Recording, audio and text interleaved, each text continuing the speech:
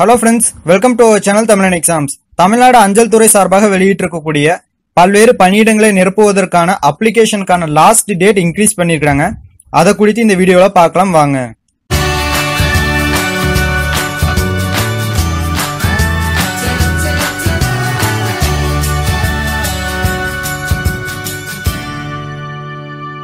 Tamil Nadu postal டிபார்ட்மெண்ட்ல branch post master, assistant branch post master மற்றும் கிராமின் தக் சேவா இந்த 3 பணியிடங்களை நிரப்பதற்கு 4442 வேகன்சிஸ் வெளியிட்டு இருந்தாங்க.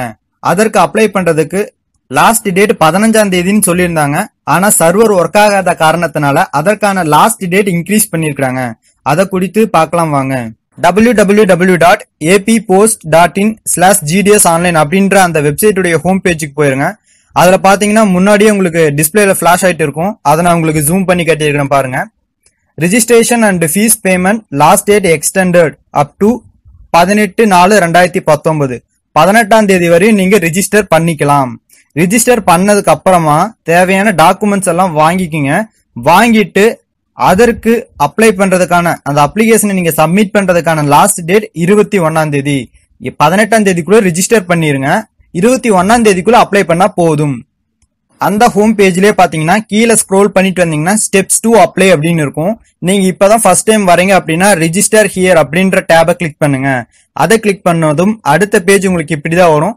அதுல உங்களுடைய நேம் 10th மார்க் ஷீட்ல இருக்கிற மாதிரி உங்களுடைய நேம், பின்னாடி உங்களுடைய இனிஷியல். ஓகே, அடுத்தது உங்களுடைய father name, mobile number, date of birth, gender, எந்த கம்யூனிட்டில வரீங்க, அன்ரிசர்வ்ட்ல போட்டிடுறீங்களா இல்ல ஓபிசியா இல்ல எஸ்சி எஸ்டி அப்படின்றத சூஸ் பண்ணிடுங்க. அடுத்தது இடபிள்யூஎஸ் அப்படின்னு சொல்லி இருக்கு.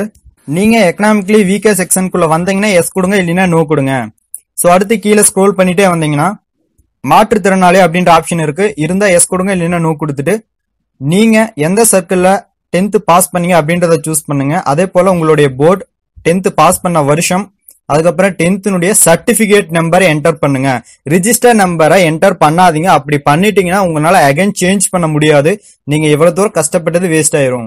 அடுத்தது கேப்ஷா என்டர் பண்ணிட்டு சப்மிட் கொடுத்துருங்க. ஓகே, அடுத்தது முக்கியமான இன்ஃபர்மேஷன் என்னன்னா இந்த எக்ஸாமுக்கு ஃபீமேல் கேண்டிடேட்டுக்கும் மாற்றுத்திறனாளி கேண்டிடேட்ஸ்க்கும் ஃபீஸ் எதுவும் கிடையாது. இந்த வீடியோ உங்களுக்கு பிடிச்சிருக்கும் நம்புறேன் ஃப்ரெண்ட்ஸ். இன்ஃபர்மேஷன்ஸ் உங்களுக்கு பிடித்திருந்தால் சப்ஸ்கிரைப் பண்ணிட்டு உங்க ஃப்ரெண்ட்ஸுக்கு ஷேர் பண்ணுங்க. மீண்டும் இது போன்ற ஒரு நல்ல வீடியோவில் உங்களை சந்திக்கிறேன். நன்றி.